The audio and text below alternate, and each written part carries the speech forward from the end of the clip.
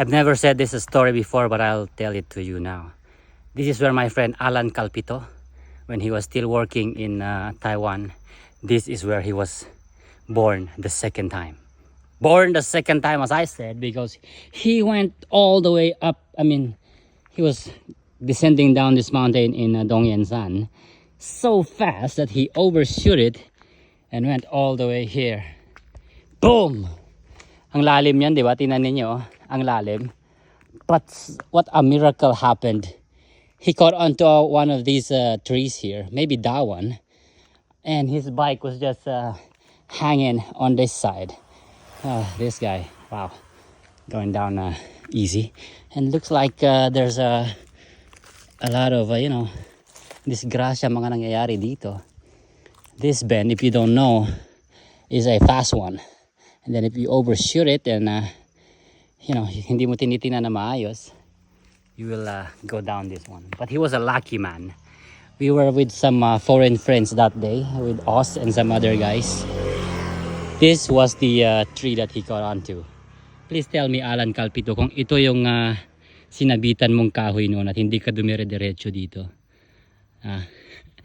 Noon, I think summer days, medyo hindi pa marami yung kwan dito, mga kahoy. He was hanging here. He was hanging on this tree.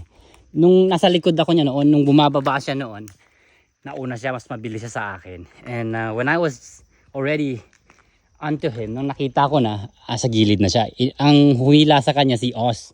Oz was in shock. He doesn't know what to do. Like, should I just hang on there, sabi niya ata daw sa kanya. Please tell us, Mr. Alan Calpito, sa comment section, ano yung nangyari noon. Sabi ni Oz, you were hanging on that tree. And your bike was like somewhere around this area. Nakakapit din yung bike mo daw. And sa swerte niya, walang masyadong nasira sa bike niya, konting galos. And naka-continue pa rin siya, naka-uwi pa rin siya. So that was his second life. He was born second here. Second time na pinanganak. Lumabas siya out of this hole. Lucky day, lucky man. Kaya kayo mga cyclists, mag-ingat kayo sa lusong ha. Lalo mga blind spot. This is a blind spot. Kapag ka may na-meet kang sasakyan dito na pag ano, hindi mo alam, dito talaga dadaanan mo. Pew! With this one, you'll fly and hang on to that tree like a monkey. There are monkeys here actually, but it's winter now. I don't know where they are. Ayan o. All goods. Hi! Ingat po kayo. This is a big drop. Wala pa siguro yung kahoy na yan noon. Kasi that was like, I don't know, 3 years ago. How long has it been, Alan? Tell me. Was this the tree that saved you?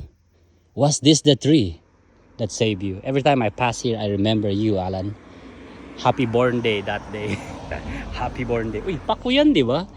Nauulam yan, oh. That is pako. I'll tell you that. That is an ulam. That is a pako.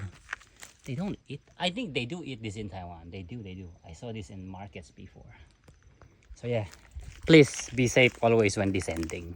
Umaahon ako ngayon. Kunwari lang, nag-video tayo dahil hinihingal ako.